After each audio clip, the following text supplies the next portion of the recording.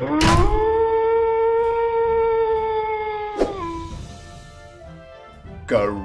cyberdogs and citizens of the internet. This is RENDOG coming at you from the Farmlands in this Let's Play Minecraft survival series.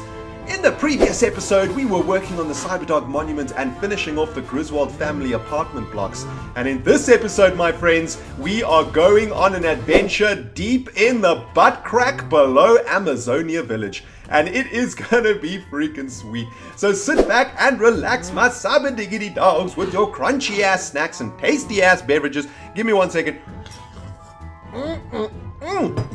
Let's play some Minecraft survival, my friends. Oh man, that coffee is so good. And I am in such a freaking mood to play Minecraft today, guys. And I'm at the Farmlands over here because I've been breeding our animals for a bit now, and I've basically just steakified a whole bunch of cows. I'm about to pork chopify a whole bunch of pigs now also. And the reason that I'm doing this is because we are going on an adventure today, man.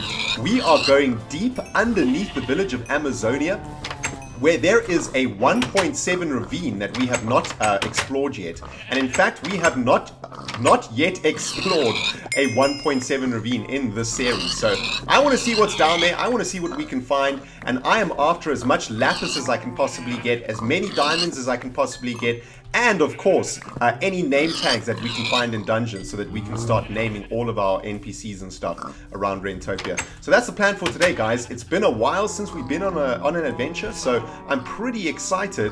I've got most of the stuff ready in my inventory over here. I've got a set of iron armor, which we're going to be using because our armor set of the dog is basically broken. The only tools we're going to be taking with us are Terra and Fang, because Fang it's got about halfway to go still, so we can still use Fang a bit. And I'm going to go repair Rambo now, but we're going to be going on an Iron Man adventure today, guys, because I don't want to lose any of the armor sets of the dog. And of course, I'm just waiting for Minecraft 1.8, so I'm able to repair all of those sweet bits of armor much more cheaper than we can currently. In 1.8, we're going to be able to repair stuff with lapis and way fewer diamonds that we need now to repair like diamond armor and stuff. So that is sweet. For now, guys, we're gonna man it up, man. We're gonna take this iron armor straight into the butthole of the village of Amazonia, and we're gonna hope that we come out the victor on the other side. And I think I may have just repaired the wrong thing over there. I repaired freaking Claw when I was supposed to be repairing Rambo. We need 3 more levels to repair Rambo. Oh man, I'm such a butthole. However, I have roasted a few taters over here, so let's have a look if I can get those levels. Not going to be able to get the levels from that, but that's fine. We'll just grind the butthole for a bit. But the food we're going to be taking on this adventure, guys, is taters, steaks, and cooked pork chops, man. So this is going to be a carnivorous adventure. We've got a few vegetables thrown in there, though. But I'm going to be fueling this adventure primarily on meat. And that's how any decent adventure should be fueled, in my opinion.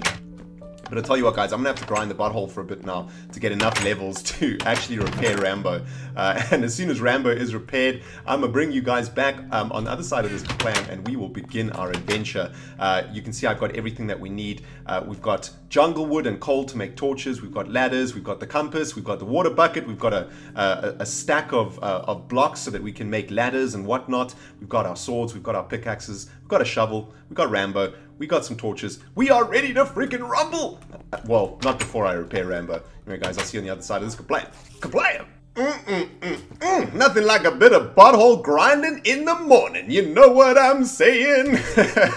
Well, guys, I've been grinding the butthole for about 10 minutes now, and I now have enough levels to repair Rambo.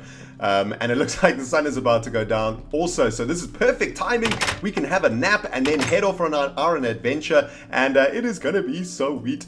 Right, there we go. Rambo repaired up to full durability. That is epic. We are now ready to go, man. We got our pork chops, we got our steaks, we got our taters, we've got ladders, we've got everything that we need, man. I'm ready to go. I'm 100% positive that I haven't left anything out at this stage. I can't think of anything that we were leaving behind. We've got the compass. We've got everything, man. We've got torches. We've got coal. We've got freaking wood. We've got everything that we need. There's nothing else required for this adventure. We're ready to rumble, man. Oh, this is going to be sweet. And guys, while we're on this adventure, I wanted to tell you guys a little bit of a story. And this is going to be a bit of an awkward story, I must admit.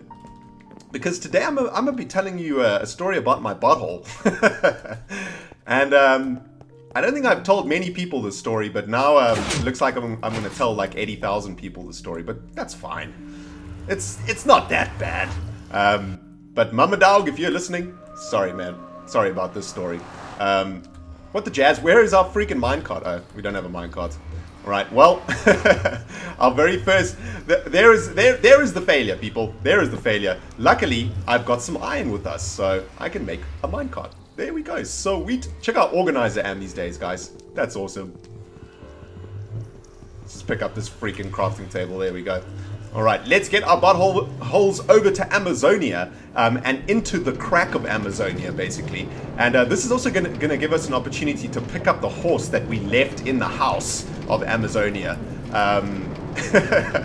But yeah, there is a giant-ass ravine underneath Amazonia that I want to go and explore. And hopefully we can find a butt-ton of awesome jazz in there. And I just want Lapis, man. That's all I want. I want ridiculous amounts of Lapis. And I want Claw to make me ridiculous amounts of Lapis, and if we find some name tags along the way also, that'll be sweet. Let's just make sure that our horse is still in that house. I'm pretty sure, where did I stash him? I stashed him somewhere over here, didn't I? I think he's in this house over here. I think I closed up the door and everything. Yeah, there he is. Hey bro, what's ooh, doggy, damn son, open a window. Ooh, man, you need some air up in there, dude. Don't worry, bro. I'm gonna come and collect you after this adventure. Get you back to the MOLEHOLE. No self-respecting horse deserves to be locked in a house like that. So my bad. I feel kind of bad about that. See, but this is what happens, guys, when you don't name your pets in Minecraft. Like, suddenly, like, they become meaningless to you, man. As soon as you give a pet a name in this game, suddenly, like, you cherish them, and if anything happens to them, you get really upset. And we haven't named that horse yet, right? So I haven't really been bothered about it. Like, meh, it's just a horse. But as soon as we give that horse a name, that's when I'm going to start worrying about it. But check it out, guys. Check how sweet this ravine is, man. Oh my goodness. This is a massive ass ravine. And check, oh, this is so sweet. I can't wait to get down here. I'm sure there's going to be lots of sweet loot down here, man. Can't see anything from here just yet. But we have to be aware, though, that we are playing in hard mode and we only have iron armor on right now. So we've got to be a little bit careful on this adventure, guys. And I know that I've said that many times before during adventures, but this time around, I'm going to take it slow. I'm going to take it easy. I'm going to tell you guys a story about my butthole and keep my eyeballs peeled also. And hopefully we'll find Batty in here somewhere too. Alright, let's try and do a ninja drop up in here. I'm going to drop down this water source and then pick the water source up as we go down. Also, I'm going to lose this water source. So let's do this thing. Bam! Oh, hang on. There we go. Okay, picked up the water source. Okay, we drop faster than the water drops, so that's sweet. Let's get our buttholes down to the bottom of this ravine. Show me the money. Come on, show me the money. Oh man, this is going to be awesome. Okay guys, keep your eyeballs and your earballs open for Lapis, for name tags, for dungeons, for gold. Obviously, we're always going to be happy to pick up a bit of gold. For diamonds, we've got 2 stacks of diamonds, but I am planning to use some diamonds in the Cyberdog monument, to use some diamond blocks up in that jazz. So I want to pimp out that monument even more. So if we can find a few more diamonds now, that would be sweet also. We've got Claw with us, so we'll be able to like double/triple our yield of diamonds at some point. But here we are, guys, in this giant ass ravine in the butt crack of the Amazonia village, basically, is essentially what's going down up in here. And we're already picking up a whole bunch of iron, which is also awesome because we need to make the Silkworm Gang railway line pretty soon. Once we finish that Cyberdog monument, we are going to be making a railway line all the way back to Silkworm Gang Island underneath the underwater tunnel. And we're going to need a redonkulous amount of iron for that. So if I can find some iron right now, I'm going to be happy. But have you noticed that there's grass and stuff growing now, deep underground? I don't know when that changed. Is that a 1.7 change? I never used to see, I don't remember ever seeing grass growing like deep underground before. It's really sweet though, it's a really sweet change. But here we go, guys. Let's get into the butthole of this giant ass ravine, man. Let's find something. Let's find something sweet. Oh, hello! Is that an abandoned... That's an abandoned... That is such a weird abandoned mineshaft over there. Check it out. That is awesome. I don't think I've ever seen an abandoned mineshaft like this before. Like, out in the open of the ravine, at the bottom of the ravine. Man, that is sweet. Well, there definitely has to be at least one chest in this abandoned mine shaft over here, which means at least one name tag. So weakness. Oh man, epic days. Alright guys, well, I'm gonna tell you what, man, I'm just gonna carry on mining whatever I can see around here, keep my eyeballs open for lapis, for diamonds, for name tags, etc. And I'm gonna tell you guys a little story about my butthole. And this is a story about a young Rendog butthole. And wow, this story is sounding so dodgy right off the bat. Maybe I should start again. When I was about 6 years old, there is some gold. Awesome. And that rhymed. That was sweet. When I was about 6 or 7 years old, like most of you older cyberdogs out there will know that I lost my dad when I was much younger. And he passed away when I was about 6 years old. And what this has to do with my butthole will become very clear very shortly. But when my dad passed, it was like a pretty crazy time for me and my family, and especially for my mum. Obviously, you know, losing her husband and like is obviously going to be like always a crazy thing to happen to anybody, especially when you have 2 kids. It was me and Goxie, my brother, obviously, and just my mum that my dad left behind. So my mum was like yeah, it was pretty freaking hard times for her, man. And basically what happened was it was hard times for all of us. Even though I was only 6 years old, I kind of knew what was going down. I knew that, like, you know, it was really, really sad that I was super emotional, crying a lot.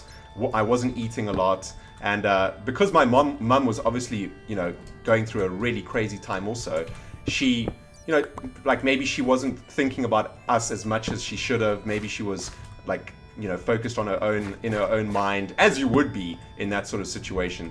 And I started getting quite sick and like just like getting flu and colds and stuff like that, right? And it was probably because probably a mixture of like emotion and malnutrition and not sleeping a lot and all of those sort of things. And I started getting I started getting quite sick, and my brother and I, the Goxie and I, used to share a room, right? So in my old house, the Goxie and I we both slept in the same room. In fact, we slept in bunk beds, which was awesome. And obviously, as the older brother, I had the top bunk, because older brothers always get the top bunk for some reason. And the Goxie was in the bunk below me, and like we had like a really awesome time in there, man. We used to talk into the wee hours of the morning, and there are a ridiculous amount of zombies up in here, man. And we also had like all of our toys in that room. We had so many toys, it was ridiculous. Burn, you bastards! Burn, butthole! And we also had like a whole bunch of glow-in-the-dark stars. Like, do you guys have those? Do you know what I'm talking about? We used to get these stars from cereal packets. Like, I think it was from Kellogg's Rice Krispies or something. They used to have these stars that would glow in the dark. And now that I think about it, that doesn't seem like a very healthy thing to be putting into a cereal box, like a luminous glowing star that recharges at like when the lights come on. And that's some radioactive jazz going on over there. This was the, you know, late 80s, man. There's no health and safety going on in the 80s. Like, you could put a piece of uranium in cereal and no one would blink an eye back in those days. But just checking down here, anything. Sometimes Lapis is next to redstone. But the Goxie and I used to share this room. We used to share a bunk together. And just after my dad passed, it was a pretty crazy time for all of us, and especially for me. I think Goxie might have been like a little bit too young to know exactly what was going down. He was only 4, right, and I was 6. But I think I started freaking out like pretty hardcore. Batty, what is cracking? Good to see you, bottle. And probably because like my mum wasn't around a lot, I just remember her because she was still working, man. She still had to work, you know. Life doesn't just stop when something like that happens. Like, you have to carry on. And I remember I used to get like quite sick, and my mum would try and give me medicine, right? She'd like try to give me cough syrup and stuff like that, and I would always refuse. I remember just being like the most difficult child ever. Mama Dog, I'm so sorry for being such a butthole during those times. I was just making your life even harder than it was at the time by being so stubborn with medicine. But I just didn't want to take medicine. I just didn't want to have the medicine because what was happening, right? And actually, now I'm like starting to understand why I didn't want to take the medicine. Now that I think about it more, my mum like bought me some really sweet Lego. What in the jazz is that? Oh, it's a freaking witch! This is not good. I'm poisoned. Oh no no no! Do not die, please. Do not die. I need to dig myself into a safety hole. Please do not die. We need some milk. Woo. Okay, so we go down to one heart from a witch attack. Oh my goodness gracious, man, that was insane. Well, this is gonna give me a moment to take a sip of this tasty ass beverage. Here we go. All right, poison is worn out. We got a couple of glass bottles from that witch, nothing else. 17 gold ore though, that's sweet. Anyway, where was I? So yeah, so I was getting really sick during that time, like the first couple months after my dad passed, and my mum had bought me some really epic Lego, right, to try and like help me, you know, I guess try and help me get through the loss of my dad and to try and make me happy and stuff. And man, she bought me such epic Legos. She bought me like a Star Wars Lego set, I think. And it just had the most epic pieces in it. It had like awesome little guns and like levers and all this sort of stuff, man. Oh, it was so sweet. It was the sweetest Lego kit ever. Freaking creepers. And like for the first few weeks after my dad passed, my mum let my brother and I stay at home so we didn't have to go to school. So that was pretty sweet. And I was just basically staying at home in the lounge with my brother, watching TV and making Lego all day long. My mum would go to work. She would leave my brother and I at home, and we had like a carer looking after us. Well, it was our maid. And because in South Africa we have maids. And I guess I kind of got used to that lifestyle, man. That was a sweet ass lifestyle for a 6-year-old. Like, wake up late, get breakfast made for you, get given a whole bunch of sweet ass Lego, allowed to stay at home and not go to school and just like build Lego all day long. Like, what a sweet life, man. You know what I'm saying? Like I would choose that life over any other life, actually. Even now, if someone said to me, "Rendiggity-dog, do you just want to stay at home and build Lego?" I'd just be like, hell yeah, bro. Give me that Lego ASAP. And give me some Meccano while you're at it. But anyway, I was spending quite a few days at home, I guess, building Lego and stuff, but I was refusing to take my medicine. I just like wasn't taking the medicine, and I wasn't getting any better either. And I was probably like faking being sick more than actually being sick. That's probably what was happening. I'm trying to find that abandoned mine shaft again, now that I kind of went a little bit too deep here, I think. And eventually I think my mum like got really desperate and really frustrated with me for not taking my medicine. And obviously she was super worried about me, you know, like she didn't want me to be sick. She wanted me to get better, especially like because she was dealing with her own jazz at that time.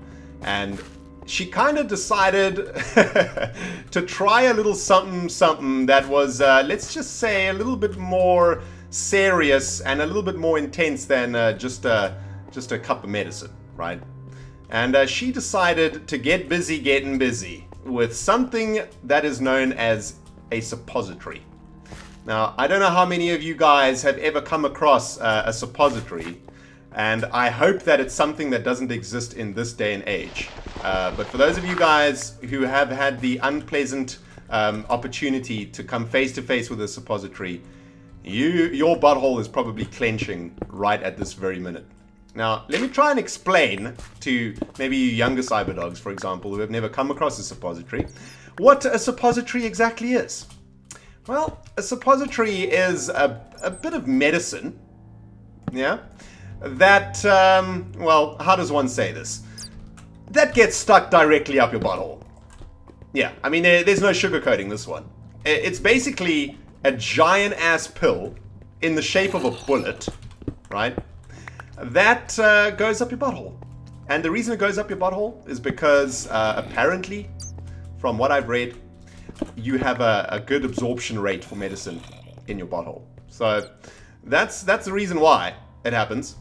Now, when you're 6 years old, of course, no reason in the world, including free Lego, will make you happy to allow any mum or any doctor or any nurse for that matter to stick anything up your butthole.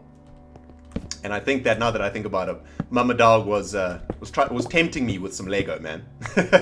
She was like, have this sweet ass Lego, and in return, I'm gonna shove something up your butthole, and you're not gonna complain about it. Of course, that's not gonna go down with any 6-year-old or any human being for that matter. So one night, I was in the top bunk. I was really sick. I was coughing a lot, and I think at that stage I was probably looking for attention. You know, I was like crying and making a lot of noise. I remember Goxie was underneath me, and he was like, "What's wrong with you, man? Why are you crying so much?" And I was crying and screaming, and I think my mum like just had enough. She was just like, "You know what? Get the bullet. The time has come. Drastic measures call for drastic action right now, or drastic circumstances call for drastic action, I guess." Is this all there is to this freaking mine shaft? It's just one tiny little shaft? This can't be right. And one of her friends was staying with her during that time. Like, I guess helping her to get through things, looking after stuff. And her friend was helping us a lot also. Her friend was like making food for us, and she was actually being really, really kind. She was a neighbor actually that lived just up the road. So I guess she was helping my mum out a lot. And I remember screaming my head off in my top bunk with Goxie below, and all I wanted was attention, man. I just wanted my mama to come and tell me that she loved me or something. And I remember the door opening, and the pitch blackness of my room suddenly changed. The glowing stars that were above me on the roof suddenly stopped glowing, and this pillar of light shone in as the door creaked open. And I thought to myself, here's my mum, now I'm happy. I'm just gonna tell her, like, you know, I just wanted to tell her that she loves me and stuff like that. Maybe she'll give me some more Lego or something. But my mum came in, and she, you know, she was like, "What's wrong? Are you okay? Anything I can get for you? Can I get you some water?" Something like that. And I was still crying. I was still sad. I was still pretending to be sad. And I think what my mum thought was, oh well, he's obviously really sick, right? And she said to me, "I'm gonna give you some medicine to make you feel better." And I was like, okay, sweet. I'm down with that. Like, I'll take some medicine as long as it doesn't taste disgusting. Like, my mum had some cough medicine that was really nice. It tasted like strawberries, and I kind of liked that cough medicine. So there I was thinking I was going to get some of this sweet ass cough medicine. Little did I know that hidden beneath my mum's, or hidden inside of my mum's fist, was a bullet-shaped suppository. And the destination for said bullet-shaped suppository was my butthole. And my mum was doing her best to trick me into receiving this suppository with as little mess and as little fuss as would be possible. And she said to me, "I'm going to give you some medicine, and it's going to make you feel a lot better, but I need you to lie on your stomach so that I can give you the medicine." And being a 6-year-old, I was like, okay, whatever. It's kind of weird, but sure. Whatever you're into, MUDDOG. So I lay on my stomach, and my mum like ripped down my pants and tried to give me the medicine. And I immediately caught on what was going down, man. I immediately knew what was going down. There was some freaking... There was an invasion in an uncharted territory of my body it was an illegal invasion. Let's put it that way, man. There was no authorization for that invasion of my butthole. And I was not having any of it. I was like, hell no, mum. Yeah, that's not happening. I started screaming, wriggling like crazy. And I managed to break free of her iron grip. And, and my butthole was safe for that evening. My mum got really upset by the fact that I wouldn't take it. And obviously she was really sad and probably going through a whole bunch of stuff. And I was just being like this belligerent kid who didn't want to take his medicine. So she just left, closed the door, let me cry and scream, and eventually I fell asleep. Now, the next day came along, and I thought that like everything had passed with regards to this horrible medicine that was trying to be shoved up my butt.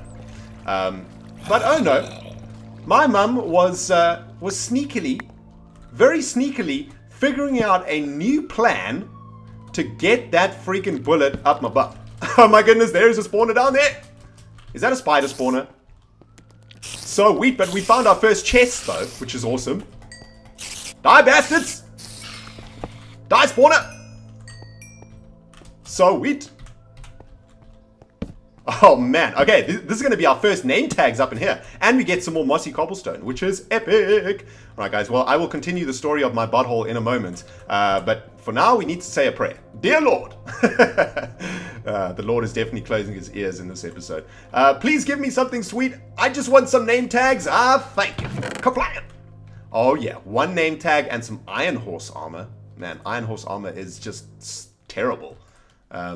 Leave this gunpowder. We'll definitely take this music disc. Leave this freaking crafting table. Do we even want to take this Iron Horse armor? I guess so. Let's get rid of some cobblestone, I guess. Definitely don't want the redstone or the freaking... We don't need the bread. Stick a thing up here. We've seen this chest. What's in here? Bread, a saddle, some more music discs. Freaking music... Oh, a golden apple. That's awesome. These music discs take up so much space, though. That's the problem. They take up like one entire slot in your inventory. Get rid of these glass bottles. Those are easy to make. What else can we get rid of? Coal. Can't get... we'll get rid of the cobblestone. Take the music disc. I want the saddle though. Oh, I want that saddle so bad. We'll get rid of the redstone. We don't need that jazz. There we go. Sweet. All right. And I need to collect this mossy cobblestone though also. So we need to get rid of ladders. Lapis. No, we can't get rid of lapis. Iron pickaxe. Yeah, we'll get rid of the iron pickaxe. We'll just make another one if we need it. Alright. So anyway, guys. This has been sweet. We've got one name tag, couple music discs. That's pretty rad. So my mum had been sneakily figuring out a new plan to invade my butt. And it's a plan that I'm sad to say actually worked in the end. And she actually succeeded in her goal, which was to... well, give me medicine, basically, which ironically actually made me much better. But she had noticed, obviously, how much I was loving my Lego and how much fun I was having playing Lego. And one day she came home with a particularly awesome new set of Lego. It was like a racing car or something from like Lego Technic, I think. It had like a little engine and gears. Oh man, it was so awesome. It was like the most awesome Lego that I've ever seen. And she was like, and she said to me, you know, you've been such a good boy. I got you a present today. You deserve it. You know, you've been so good. And I know you've been sick, and I'm sorry, you know, for trying to hurt you with the medicine and everything. Here's some awesome Lego for you. And I was like, oh man, I am the luckiest kid ever. I can't wait to show the next door neighbor kid what I got here, man. This is so sweet. And she said to me, okay, let's go to the TV room and you can play with your new Lego. But I want you to play with your Lego lying on your stomach, okay? And I was like, okay, whatever, man. Get it, you know, give me the freaking Lego. She was like, okay, cool. No worries. Lie down there in front of the couch, and she put on He-Man. The Adventures of He-Man. He-Man! Man, I love that show. And I was watching He-Man, and I started building my new Lego.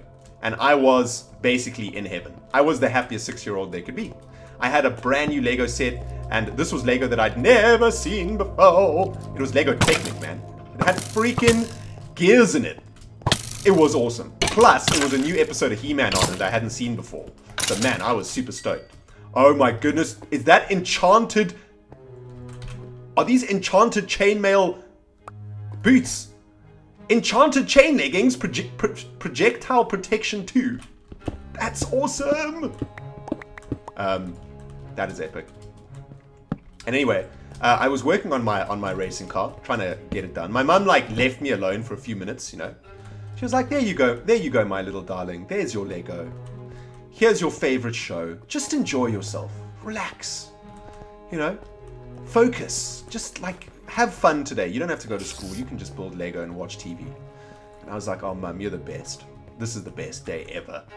And I was working on my Lego, totally preoccupied, humming along to the theme song of He-Man, when suddenly, out of nowhere, my pants evaporated off my legs, and something very sharp, very cold, and very big went straight up my freaking butthole. My mama tricked me into a false sense of security and then shoved that freaking bit of suppository straight up the crack of my ass. And man, did I scream like nobody's business. I let out a blood-curdling wail of anger, of 6-year-old anger, and I was so unhappy with it. But you know what? It actually worked. I got much better, and I know that because I've spoken to my mum about this story. And she told me that, yeah, it actually fixed me really quickly. And I got over it really quickly. I remember I remember the sensation when it first happened was not sweet. It was in fact the opposite of sweet. It was the worst. But after like a minute, I'd basically forgotten about it and I just started playing Lego again. And yeah, so I mean, if MudDog hadn't done that, who knows what could have happened? I could have died of flu or something equally terrible. But she did it, and thank you, MudDog, for thank you for what you did. Oh, there's another freaking witch over there. Oh, guys, it looks like there might be a spawner in there, and there's a witch and loads of spiders. I've made like a little blockage of water over there, which is pretty sweet. Those buttholes can't get anywhere near here. But guys, I'm going to end the episode here, and in the next episode, we're going to continue on this little adventure. Hopefully there is another dungeon in there. Jeez, man, that guy actually squeezed his way through there. Hopefully there's a dungeon through there and we can find some more chests and some more name tags and some more freaking lapis. Thank you so much for watching this Iron Man adventure episode with me, RENDOG'S. Hope you enjoyed the story about my butt. I haven't told anyone that story, but here we go. I now told 80,000 people. Thank you so much for watching, my friends. This has been RENDOG'S playing Minecraft Survival, and we will see you in the next episode. Goodbye, everybody!